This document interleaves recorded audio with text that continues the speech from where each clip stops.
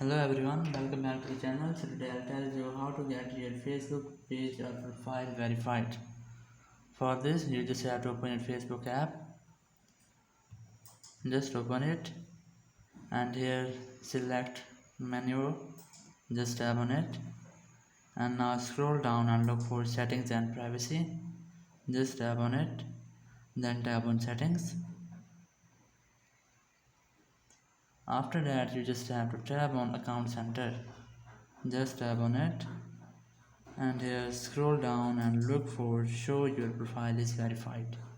Just tap on it and here tap on unlock benefits and here you just have to select your Facebook account you want to be verified. Just select and then tap on continue.